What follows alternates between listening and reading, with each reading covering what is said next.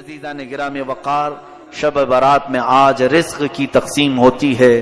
ہمارے ناموں کے متعلق آج فرشتوں کو یہ بتایا جاتا ہے کہ فلاں بن فلاں اس سال یہ معاملات کرے گا، اس کے حصے میں اتنا رزق دیا جائے گا، اور پھر پتہ نہیں ہمارا نام مرنے والوں میں بھی لکھا جا سکتا ہے۔ آج ہمارے سال کی ایک کتاب بند ہو گئی، یہ رب ذوالجلال کی بارگاہ میں پیش ہو گئی کہ پچھلے سال اس بندے نے یہ سارے کام کیے ہیں۔ آپ کو بھی معلوم ہے، مجھے بھی معلوم ہے میں نے کیا کیا کیے، آپ نے کیا کیا کیے۔ اب آج کی رات صرف یہ احساس بھی ہو کہ بارگاہ الہی میں میری کتاب پیش ہوئی ہے پچھلے سال کی، میں نے کیا کیا کیا تھا سب فرشتوں نے بتا دیا۔ ویسے رب کو بتانے کی ضرورت بھی نہیں، مگر مولا فرشتوں کو گواہ بناتا ہے، تم بھی بتاؤ کہ فلاں فلاں بندے نے کیا کیا کیا ہے۔ پچھلے سال کا سب انہوں نے پیش کر دیا۔ اب رب تبارک و تعالیٰ کا حکم نازل ہو رہا ہوگا کہ یہ بندہ جس نے پچھلے سال یہ تمام کام کیے، اب اگلے سال اس کے یہ معاملات، اس کے لیے اتنا رزق لکھو، اس کے لیے اتنی برکت لکھو، اور اس کو ذلیلوں میں لکھو، اس کو عزت والوں میں لکھو، اور اس کو زندہ رہنے والوں میں لکھو، اس کو بیمار لکھو، اور اس کے بعد اس کو مرنے والوں میں لکھو۔ یہ تمام معاملات آج رب ذوالجلال فرشتوں کو بتا رہا ہوگا۔ قدیر و جبار خدا کے فیصلے نازل ہوتے ہیں، اور فرشتے لے کر کل سے پھر ایکٹیو ہیں، وہ اپنی ڈیوٹی پر مامور ہیں۔ ہمیں یہ معلوم نہیں کہ ہمارا نام کن چیزوں میں لکھا گیا ہے۔ آج کی شب ہمیں برکت والوں میں نام ہمارا آیا ہے، بیماروں میں آیا ہے، یا پھر صحت مندوں میں آیا ہے، نیکیوں میں رہنے والوں میں ہمارا نام شامل کیا گیا ہے یا نہیں، ہم میں سے کسی کو اس بات کا علم نہیں۔ اور جب معلوم نہ ہو کر کے ہمارے اندر اکڑ اتنی ہے، ہم غرور اور تکبر کے ساتھ زمین پر ایسے چلتے ہیں جیسے لگتا ہے کہ جنت ہمارے لیے واجب ہو گئی، جنت تو ہماری ہی ہے۔ میرے عزیزو، خوف کرو بارگاہ رب العزت کے فیصلوں سے۔ قرآن عظیم میں رب تعالیٰ فرماتا ہے ان بطش ربک لشدید، بے شک تمہارے رب کی پکڑ بہت سخت ہے، اور اس کی پکڑ جب سخت ہوتی ہے تو سب سے بڑی پکڑ تو یہ ہے کہ وہ ایمان چھین لیتا ہے۔ جس سے وہ ایمان ختم کر دے اس کے لیے سب سے بڑا عذاب ہے اللہ کا۔ ایمان کی دولت کسی سے چلی گئی تو خدا کا سب سے بڑا عذاب اس پر آیا ہے، رب تبارک و تعالیٰ اسے ہمیشہ کے لیے دوزخ لکھ دیتا ہے۔ حدیث پاک میں ہے شب برات ہو کہ شب قدر ہو، یا پھر مرنے سے پہلے بھی ہو، مشرک اگر ہوا، کافر اگر ہوا، ایمان نکل گیا تو اس کی بخشش تو ہو ہی نہیں سکے گی، بلکہ قیامت کے دن ان کے متعلق فرمایا گیا، سنو جن کی کفر پر موت ہوئی، جو کافر مرے دنیا میں، قیامت کے دن حساب کتاب کے بعد دوزخ میں ڈالے جائیں گے۔ دوزخ میں ڈالنے کے بعد دوزخ کی ہولناکیاں جب انہیں نیچے طبقے میں لے جائیں گی، ہر طرح کے عذابات کا سامنا ہوگا، اتنے سخت عذاب۔ اللہ اکبر، دوزخ کا سب سے ہلکا عذاب کیا ہے؟ حدیث پاک میں حضور پاک صلی اللہ علیہ وسلم ارشاد فرماتے ہیں آگ کی جوتیاں پہنائی جائیں گی، انگار کے جوتے پہنائے جائیں گے، جس کی وجہ سے اس کا بھیجا پک کر کے ابل رہا ہوگا۔ یہ دوزخ کا ہلکا عذاب ہے، منیمم کسی کو اگر دیا جائے تو یہ ہلکا ہے۔ پھر جس کے لیے اللہ نے فرمایا عذاب علیم، عذاب عظیم، دردناک عذاب، بڑا عذاب، وہ مولا ہی جانتا ہے کہ کیسے کیسے عذاب دوزخ میں۔ سنو، جس کی کفر پر موت ہوئی دوزخ میں ڈالے جائیں گے۔ جو دوزخ کا دربان ہے، فرشتہ حضرت مالک رضی اللہ تعالیٰ، حضرت مالک یہ فرشتے ہیں علیہ السلام، وہ دربانے دوزخ ہیں، دروازے پر ہوں گے، یا جتنے دوزخی ہیں چیختے رہیں گے، چیخ لگاتے ہیں، اتنا پکارتے ہیں کہ ہماری طرف توجہ کرو، ہماری طرف توجہ کرو۔ تو پھر ان کی پکار اتنی بلند ہوتی ہے کہ پورے دوزخ میں آوازیں دہلتی رہتی ہیں۔ اس کے بعد مالک دوزخ یعنی دربان دوزخ حضرت مالک ایک بار بھی ان کی طرف نہیں دیکھتے، حدیث پاک میں 1000 سال گزر جائیں گے، 1000 سال کے بعد دربان دوزخ ان کی طرف دیکھتے ہیں. کیا بات ہے، کیوں چلا رہے ہو تم لوگ؟ 1000 سال کے بعد تب اہل دوزخ کہتے ہیں اے مالک، اے دربان دوزخ، ہم رب ذوالجلال سے بات کرنا چاہتے ہیں، ہمارے معاملے میں کچھ سفارش کرو. رب تبارک و تعالیٰ سے ہم کچھ کلام کرنا چاہیں گے کہ وہ ہمیں یہاں سے نکالے. حضرت مالک کہتے ہیں ٹھیک ہے، تمہاری بات میں مولا تک پہنچا دوں گا، رب تعالیٰ تک پہنچا دوں گا. تو اس کے بعد حدیث پاک میں پھر 1000 سال گزر جاتے ہیں. حضرت مالک کی طرف سے کوئی جواب نہیں آیا. دوزخیوں کی طرف دوبارہ وہ توجہ کرتے ہیں، کیا بات ہے؟ تو دوزخیوں نے کہا کہ اے مالک، ہم رب سے بات کرنا چاہتے ہیں. حضرت مالک کہتے ہیں میری اب تک رسائی نہیں ہوئی، میں تمہارا عریضہ پیش کروں گا رب تعالیٰ کے. یہاں تک کہ تیسرا 1000 سال گزر جاتا ہے. یہ دوزخ میں جلتے رہیں گے، اسی طرح عذاب میں مبتلا رہیں گے. تیسرے 1000 سال کے بعد حضرت مالک ادھر دوزخ کی طرف توجہ کرتے ہیں اور فرماتے ہیں اے اہل دوزخ، بشارت ہو تمہارے لیے کہ رب تعالیٰ کی طرف سے یہ جواب آیا ہے، لا ينظر الیہم ولا یرحم علیہم. ان کی طرف نہ دیکھا جائے گا، نہ ان کی طرف رحم کیا جائے گا. مولا نہ تم سے بات کرنا چاہتا ہے اور نہ تم پر رحم کرنا چاہتا ہے. اب بند کرو آواز. فرمایا گیا حدیث پاک میں مایوس ان کے چہرے لٹک جائیں گے. اہل دوزخ واپس پھر اپنے عذاب کی طرف آئیں گے، اس لیے کہ اب کوئی امید بھی باقی نہیں رہی.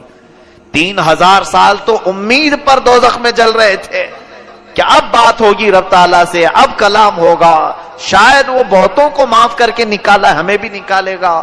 لیکن جواب یہ آیا کہ یہ سب اب جو موجود ہیں یہ کفر کی حالت میں مرے ہوئے ہیں، یہ شرک کی حالت میں مرے ہوئے ہیں. کافروں اور مشرکوں کے لیے رب فرماتا ہے نہ ان کی طرف دیکھا جائے گا نہ رحم کیا جائے گا. ان اللہ لا یغفر ان یشرک بہ ویغفر ما دون ذلک لمن یشاء. شرک کو اللہ معاف نہیں کرے گا، اس کے علاوہ جو بھی ہے جسے چاہے رب تعالیٰ معاف کرے گا. یہ قرآن میں اللہ فرماتا ہے. میرے عزیزو، ڈر اس بات کا ہونا چاہیے کہ اگر مولا تعالیٰ ہمارے کسی عمل سے غضب میں آئے تو کہیں وہ ہمارے ایمان کی دولت کو سلب نہ کر لے اور یہ نہ فرما دے نکل جا تو میرے خاص بندوں میں سے. کفار و مشرکین تجھے پسند ہیں بہت، ان کی عادتیں اچھی لگتی ہیں، جا انہی کے جماعت میں شامل ہو جا.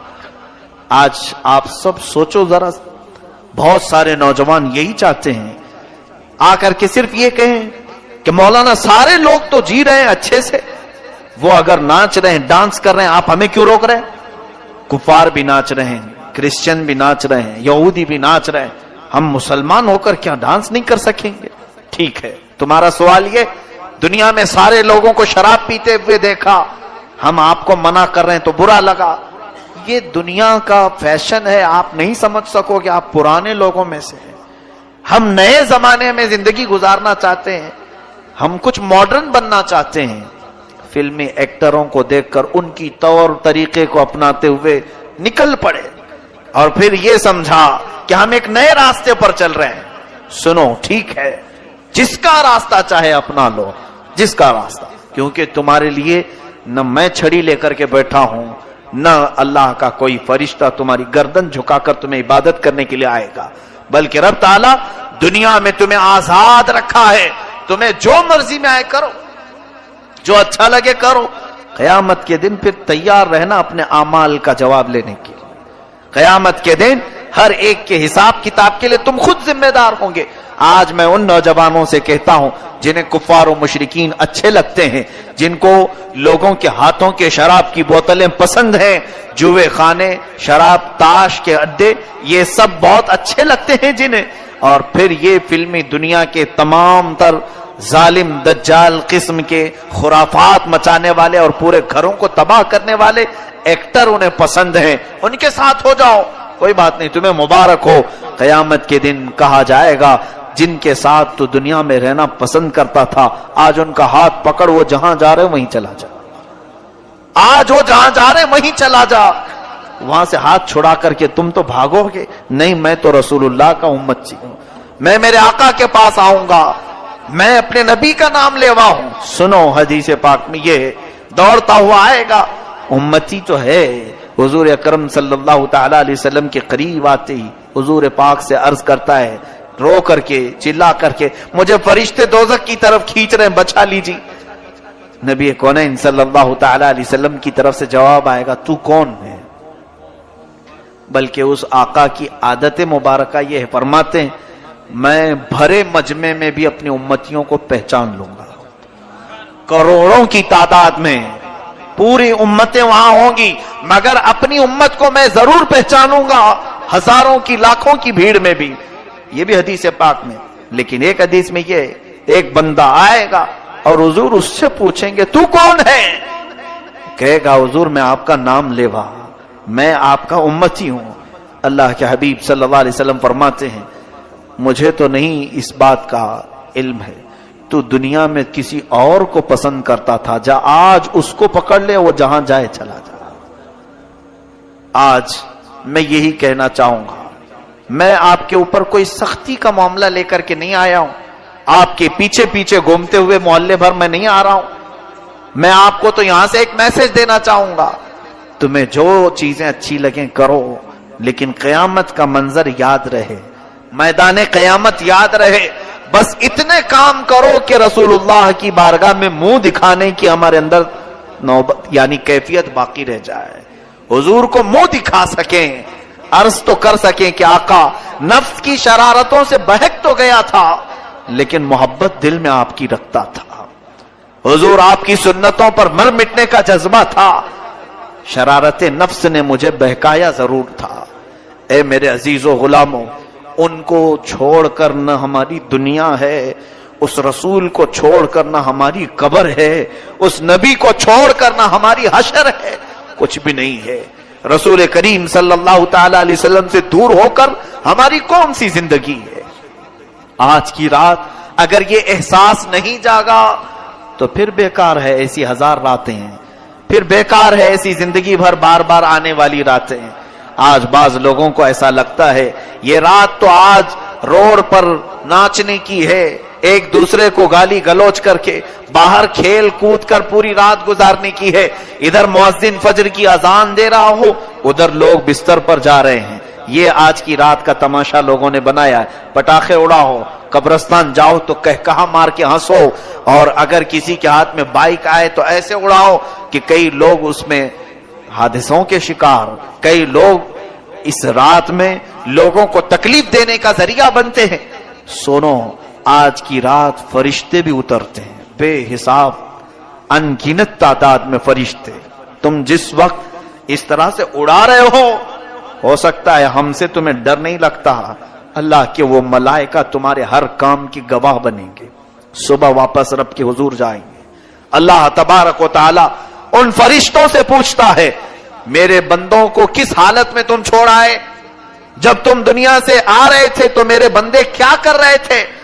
فرشتے سچ سچ بتائیں گے، اے رب ذوالجلال فلاں بندہ تیرا بے حیائی کر رہا تھا، فلاں بندہ آج مسجدوں سے تیرے ذکر کی آوازیں آ رہی تھی، لیکن فلاں بندہ وہاں پر اپنی گاڑیوں میں اچھل کود مچا رہا تھا، بے حیائی، خرافات اور فحاشی اور اپنے برے اعمال سے لوگوں کو ایذا پہنچا رہا تھا۔ یہ ملائکہ رب تعالیٰ کے حضور پیش کریں گے، اور رب تعالیٰ کی طرف سے جو جلال نازل ہوگا اس کے ذمہ دار آپ ہیں۔ ارے میاں، نئی سال کی نئی شروعات ہو رہی ہوتی ہے، ایک سال ہماری زندگی کا ختم ہوا اور یہاں سے نیا سال شروع ہو رہا ہے۔ اب یہاں اپنی قسمت میں آج کیا لکھا گیا ہے کسی کو معلوم نہیں ہے نا۔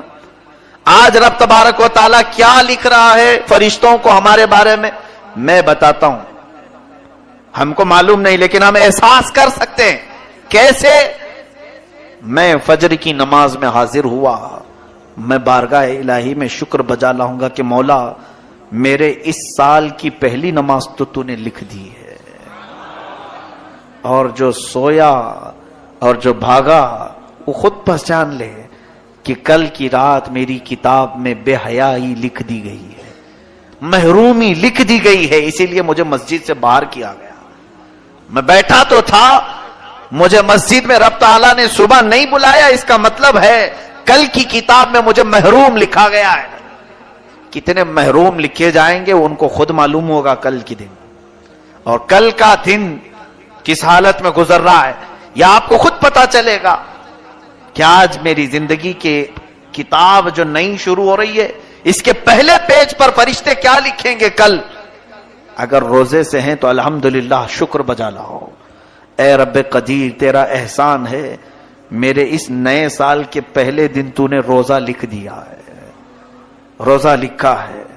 اور جس نے کل کا دن گانے سننے میں گزارے، بے حیائی دیکھنے میں گزارے، بہت سارے لوگ تو پلان بناتے ہیں ان دنوں میں سینما جانے کا. عیدوں تہواروں کو لوگ سمجھتے ہیں کہ یہ سینما بھی نہیں کرنا چاہیے. ان کے لیے بھی یہ بات سمجھ لو کہ یہ وہ لوگ ہیں جن کو آج کی رات رب تبارک و تعالیٰ اپنی رحمت سے دور کر دیا ہے. فرشتوں کو حکم دے دیا گیا کہ ان کے نام بدبختوں میں لکھے جائیں، حرما نصیبوں میں لکھے جائیں، کمبختوں میں لکھے جائیں. جنہوں نے کل کا دن گزارا انہیں خود پتا چل جائے گا کہ آج کی رات ہمارے بارے میں کیا لکھا جا رہا ہے. اور کل جو اچھے سے دن گزار لیا، میں باقی پورے سال کی بات تو نہیں کرتا، لیکن سال کی شروعات جس کی اچھی ہوئی، رب کی ذات سے امید ہے کہ سال پورا اچھا گزرے گا. ہماری کتاب کی شروعات پہلا پیج اگر اچھا لکھا گیا، میرے رب کی ذات سے یقین ہے کہ آگے کے صفحے بھی اچھے ہی لکھے جائیں گے. اور جس کا پہلا پنہ بگڑ گیا ہے، ہوتا اسی یہ ہے. کتاب میرے سامنے لا کر پیش کر دی گئی، ایک بھری کتاب کھولا میں نے، اس کے پہلے پیج پر گالیاں لکھی گئیں، بند کر دیا. یہ کون بدبخت مجھے کتاب دے دیا، کس چیز کی ہے، میں آگے کیوں پلٹوں، پہلے پیج پر اتنی غلاظت لکھی ہے. اے رب قدیر کے حضور مغفرت طلب کرنے والوں، آج رب تبارک و تعالیٰ سے اتنی طلب کر لو کہ ہماری نئی کتاب کا پہلا پنہ نیکیوں سے بھر جائے، نیکیوں سے بھر جائے. اس کے لیے آپ کو عملی میدان میں بھی آنے کی ضرورت ہے. یہ رہی بات ہمیں خوف کی، احساس کی. اب رزق کی تقسیم ہو رہی ہے. پورا سال کچھ لوگ بے برکتی کی شکایت کرتے رہے، ہماری روزی بند ہے، دکان بند ہے، تجارت بند ہے. ایک بات یاد رکھو، جتنا تمہارے مقدر میں لکھا جائے گا اتنا مل کے رہے گا. چاہے تم 1000 لوگوں کو بولو یا 1 کو بولو یا 70 کو بولو، جتنا ملنا ہے وہ آج بٹ گیا، تو کیوں دوسروں کو بول کر مطلب ہے؟ آپ کو ایسا لگتا ہے 4 لوگوں کو بولوں گا تو میرا رزق بڑھ جائے گا؟ آج جو دکان بند پڑی ہے یا کم دھندا ہو رہا ہے، میں اور 5-6 لوگوں کو بولوں تو کچھ اور بڑھ جائے گی. تمہارے حصے میں جو لکھا گیا آج کی رات وہ اگلے سال تک تمہیں مل کر رہے گا. لو لگاؤ اور اس رب ذوالجلال کی طرف، ملے تو اس کا شکر ہے، نہ ملے تو اس کے دربار میں دعا ہے. لوگوں سے ہمیں کچھ بھی نہیں ہوگا.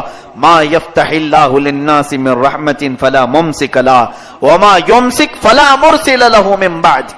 اللہ فرماتا ہے اللہ نے جن انسانوں کے لیے اپنی رحمت کے دروازے کھول دیے اسے کوئی بند نہیں کر سکتا.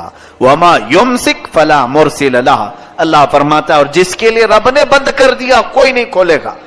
چاہے کوئی بابا ہو، کوئی کسی طرح کا عامل ہو، کسی کی بند روزی کو اگر رب نے بند کر دیا تو کوئی نہیں کھولے گا.